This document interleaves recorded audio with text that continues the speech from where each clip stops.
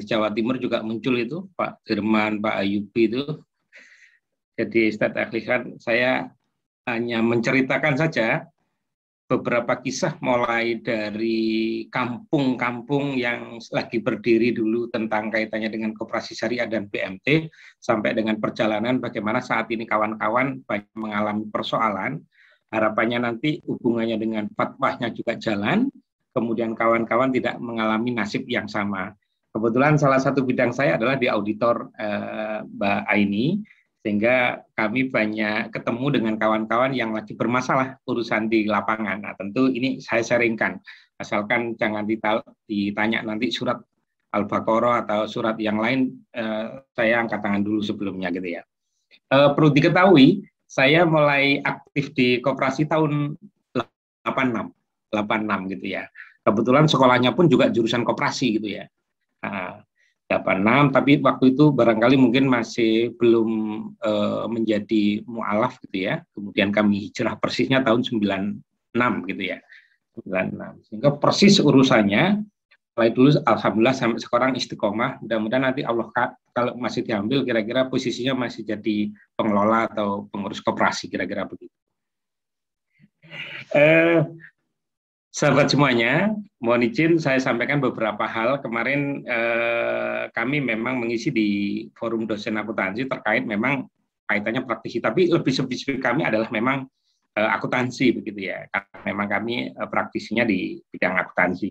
Nah, untuk itu saya akan ceritakan dulu nanti kisah bagaimana awal kemudian persoalan di lapangan sampai dengan yang terbaru.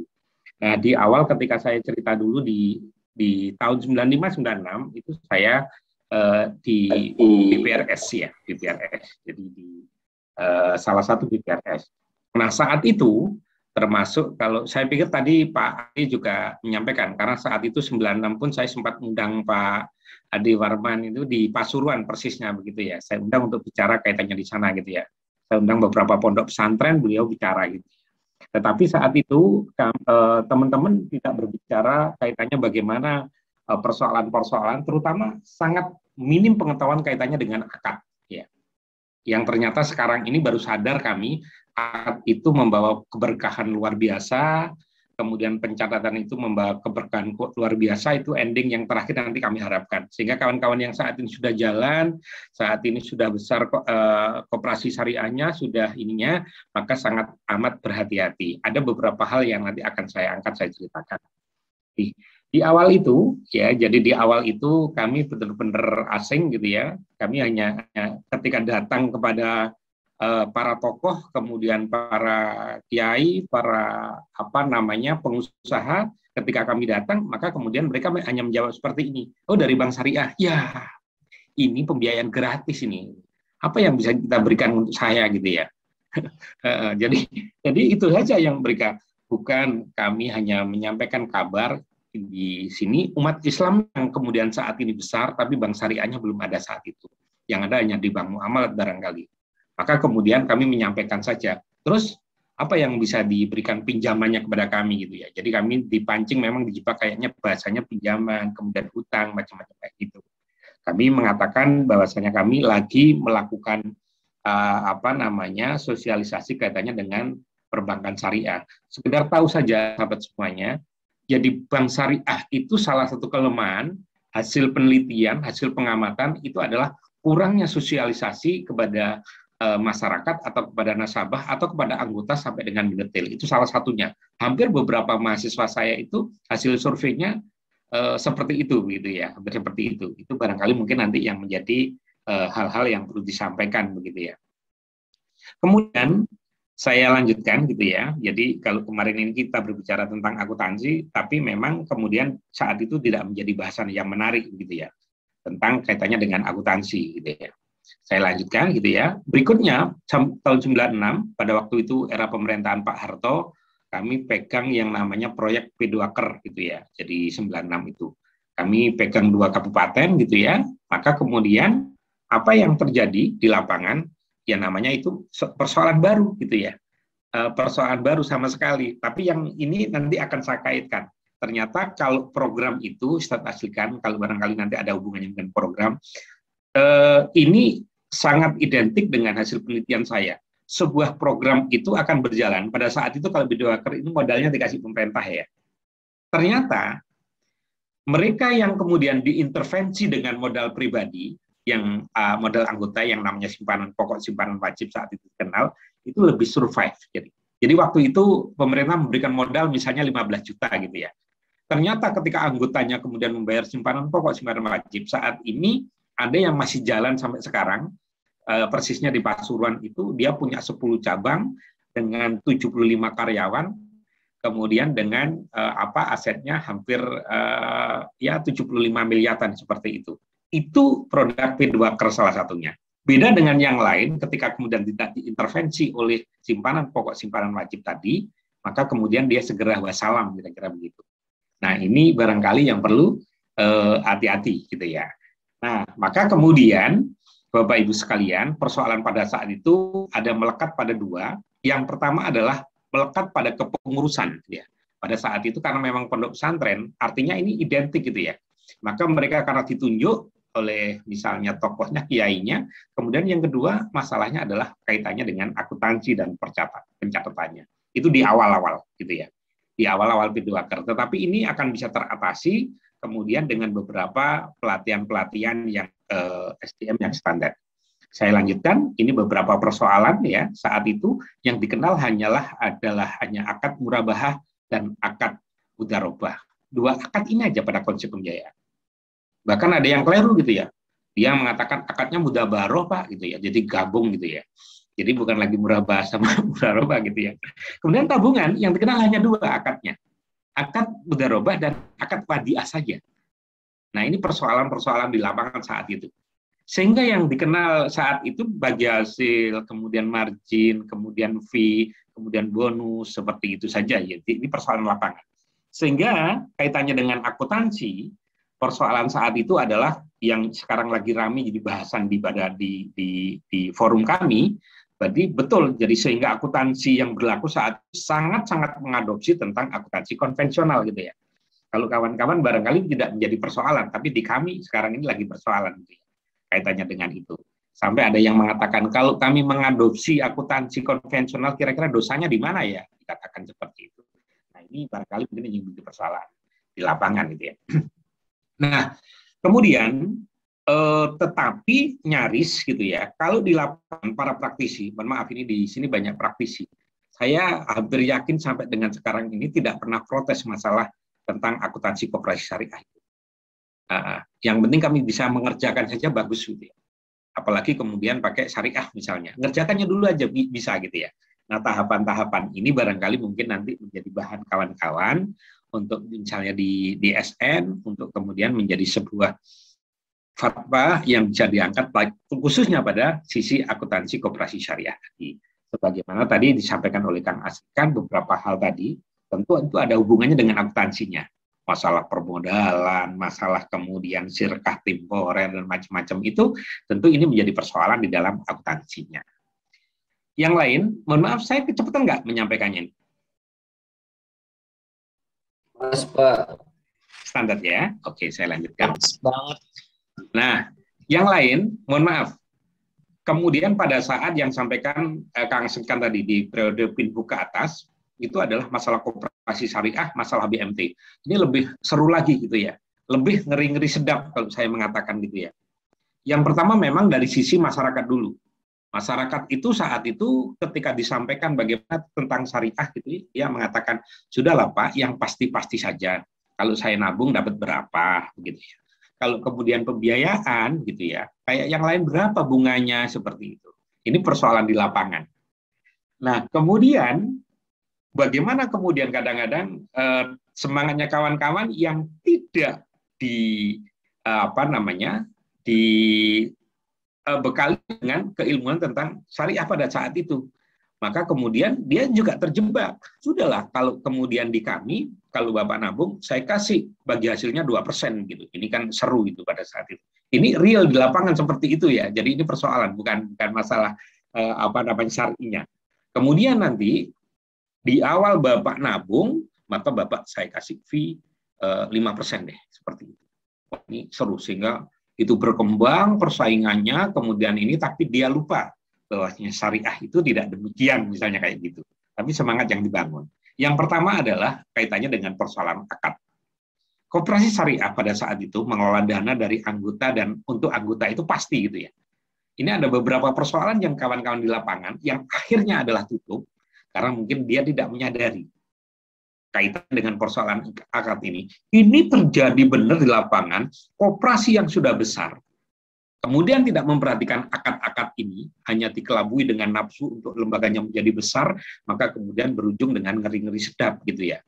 Akhirnya apa? Kemudian Allah tunjukkan bahwasanya itu tidak barokah, kemudian ini tidak sesuai dengan syar'i, maka luar biasa segera robohnya itu tinggi gitu ya. Kenapa? Karena mereka kemudian dari anggota untuk anggota khususnya yang kemudian BMT tadi bergerak di bidang simpan pinjam, tapi kemudian dia misalnya menginvestasikan di pihak lain gitu ya dan sebagainya. Maka kemudian ini menjadi sebuah persoalan.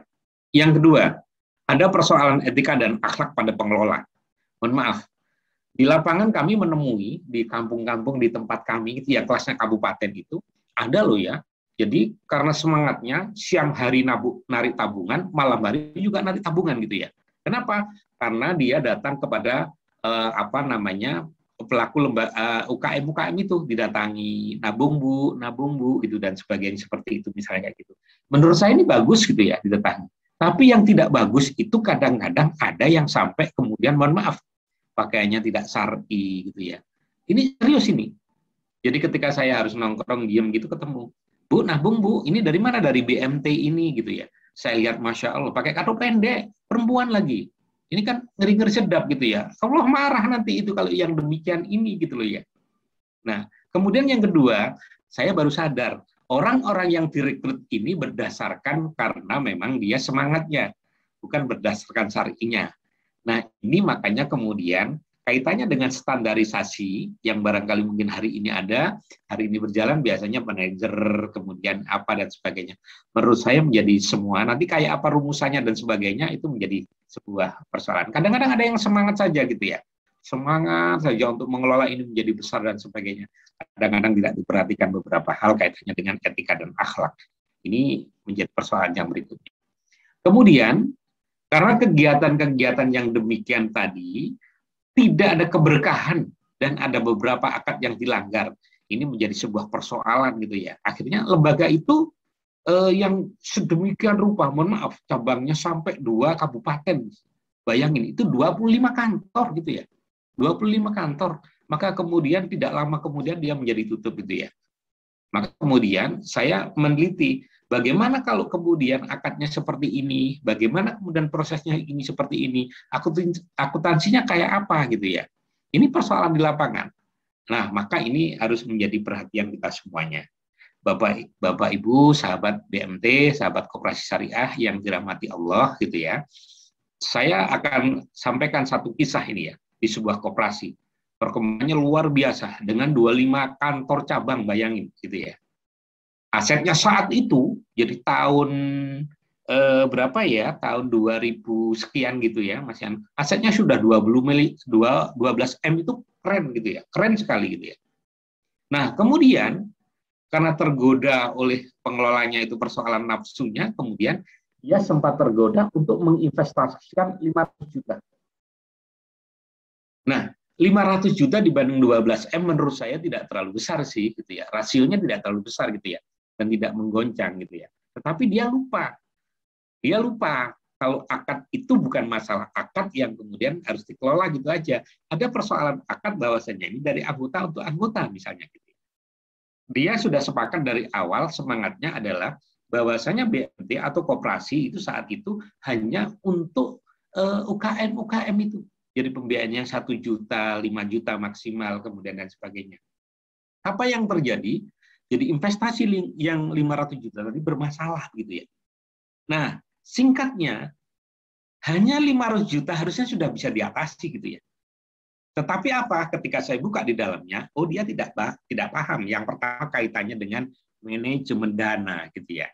Berapa dia harus memiliki modal, berapa dia punya kewajiban, berapa punya ini dan sebagainya tidak tahu. Jadi begitu goyang, ternyata baru tahu kalau ternyata sisi permodalan dia tidak memenuhi, tidak kuat gitu ya.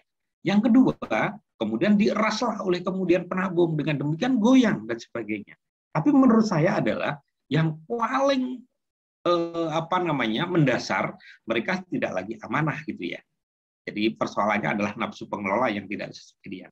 Singkatnya, kantornya tutup, kemudian pengurusnya dipenjara, ini kan dia ngeri-ngeri sedap. Setelah dipenjara ditutup, salah satu aset kantornya, maka berdirilah kemudian di situ pakai dasi, kemudian matanya sipit, ternyata asetnya dikuasai Cina sudah. Kenapa? Karena Cina tadi tertarik dengan proses-proses pola seperti itu. Ini menjadi sebuah persoalan yang harus hati-hati. Saya lanjutkan. Saya masih ada waktu, Bu Eni? Masih, Pak. Oke, 5 menit lagi ya. Saya lanjutin. Coba. Kemudian yang berikutnya, ini ada operasional di lapangan yang menurut saya nanti akan harus menjadi perhatian oleh teman-teman di DSN sana. Misalnya sebagai saya sampaikan tadi, WMT kenapa kok koperasi itu segera besar? Ternyata dia membuat satu promo gitu ya, menerapkan bonus misalnya. Kalau bapak-bapak menaruh dananya, menabungkan di tempat saya, maka dapat bonus 2,5% gitu ya. Nah, pertanyaannya ini sangat-sangat bertentangan sekali dengan Al-Quran gitu ya. Bagaimana kemudian udah tahu jelas kalau 2,5%, maka kemudian jelas angkanya gitu ya. Kayaknya ini yang lagi berbeda di Al-Luqman itu ya, kira-kira begitu. Kemudian yang kedua, Kopsah mematok misalnya bagi hasil, sudah bagi hasilnya 2% nanti saya kasih. Bayangin coba, makanya kemudian kalau Cina yang cerdas seperti itu langsung menempatkannya dananya di sana, bla bla bla bla bla begitu, tetapi kemudian ternyata bermasalah kelihatan gitu.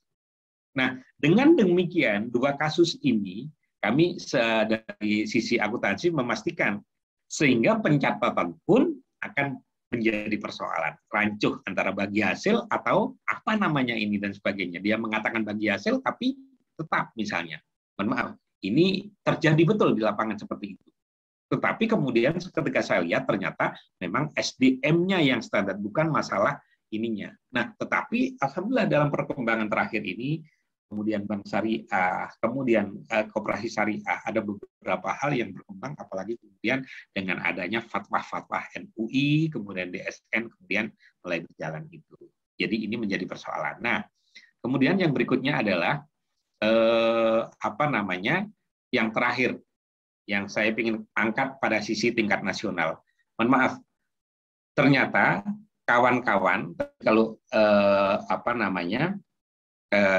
Mas Asli kan menyampaikan pendidikan untuk anggota itu penting, iya. Kenapa gitu ya? Kalau mereka paham kaitannya dengan akadnya, kalau mereka paham bagaimana kaitannya dengan pencatatan dan sebagainya gitu ya, terutama ini kasus yang ada di misalnya yang saya angkat ini kaitannya dengan di induk gitu ya, di induk misalnya. Maka kemudian ketika mereka sadar ada satu pembiayaan bermasalah luar biasa besar gitu ya. Tetapi kita katakan ini adalah produknya misalnya murabahah, kemudian ini produknya kaitannya dengan mudharabah. Maka kemudian ketika dipelajari duduk bersama dan sebagainya, maka kemudian ada menurut saya satu keberkahan. Maka kemudian dia berusaha untuk menyelesaikan pembiayaannya itu yang kemudian menjadi sangat lancar kembali. Kenapa? Karena mereka juga kaitannya duduk dan bermasalah. Maka kemudian jangan sampai ini terjadi pada pengelola gitu ya.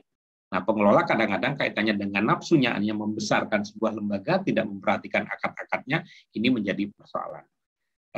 Maka kemudian yang kita sampaikan kaitannya dengan akad yang sudah kita lakukan ini. Ini alhamdulillah pada diskusi fatwa Koperasi Syariah ini luar biasa, saya melengkapi kawan-kawan yang disampaikan oleh DSN yang nanti akan diangkat luar biasa kaitannya dengan akad-akadnya sehingga jelas gitu ya, sehingga jelas. Maka kemudian ini menjadi sesuatu yang bagus gitu ya. Nah, terakhir, maka yang pertama adalah saya sampaikan di lapangan itu kaitannya dengan permasalahan adalah permasalahan kelembagaan yang pertama. Nah, ini saya akan kelembagaan. Jadi di awal sudah ada kepengurusannya juga bermasalah. Mohon maaf, ada yang pengurus itu merangkap kadang-kadang menjadi anggota, merangkap menjadi kasir, yang merangkap jadi pegang uang, kemudian merangkap menjadi pemutus pembiayaan. Ini ngeri-ngeri sedap nih. Akhirnya kemudian urusannya menjadi masalah gitu ya. Ini salah satunya kaitannya dengan kelembagaan. Kemudian pada saat pendiriannya juga begitu. tidak kemudian mengacu pada undang-undang yang ada. Ini menjadi persoalan kelembagaannya. Bagaimana kaitannya dengan standar permodalan yang harus dipenuhi, kemudian SDM yang harus dilengkapi, apa dan sebagainya kaitannya dengan ini. Kelembagaannya ini menurut saya ada satu persoalan yang kritis. Yang kedua, permasalahan kaitannya dengan kepengurusan. Ada beberapa koperasi syariah di lapangan yang saya temui akhir-akhir ini juga banyak bermasalah, 2020, 2019, kemudian 2021, dilepas dari cerita pandemi, tapi mereka ternyata tidak sadar mereka, mohon maaf, pengawas hanya didudukan pengawas saja, diatur oleh pengurus, tidak melaksanakan fungsinya, pengurus juga begitu, menjadi manpower gitu ya, ketika ada duit gitu ya, kemudian menjadi demokrasi, ketika kemudian mulai bermasalah begitu ya, ini kan ngeri-ngeri sedap gitu ya, maka kemudian kepengurusan yang sedemikian ini menjadi tidak. Nah, kemudian yang lain adalah permasalahan pengetahuan terkait dengan operasional koperasi syariah dan akad-akadnya.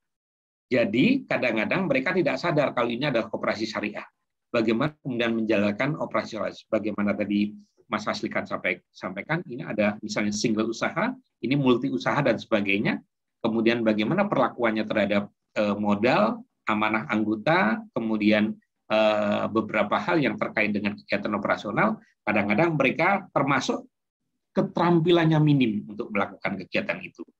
Nah, yang berikut, mohon maaf ini jarang dibahas, sesungguhnya ada persoalan akuntansi syariah. Di akuntansi syariah itu, jujur, saya baru sadar kalau itu kemudian terakhir-terakhir ini ketika diteliti itu membawa keberkahan. Kita mendudukkan persoalan itu menjadi aset, persoalan itu menjadi kewajiban, menjadi equity dan sebagainya, itu menjadi persoalan kemudian. Nah, terakhir, kalau dijalankan dengan benar, insya Allah kegiatan itu akan membawa keberkahan. Sehingga saya mengatakan, yang saat ini di beberapa provinsi, mohon maaf, saya mengatakan di beberapa provinsi, kalau kawan-kawan lagi join saat ini, insya Allah koperasinya sehat-sehat itu. Yang saat ini tidak join itu rata-rata lagi bersedih kira-kira bahasanya gitu ya, karena memang lembaganya lagi bermasalah. Mudah-mudahan saya berharap, saya berdoa teman-teman yang hari ini masih aktif di koperasi syariah bisa menjalankan dengan baik, dipahami kaitannya dengan akadnya, sehingga ada keberkahan, insya Allah Allah akan menolong kita semua. Baik, saya kembalikan kepada Mbak ini, saya tutup. Assalamualaikum warahmatullahi wabarakatuh.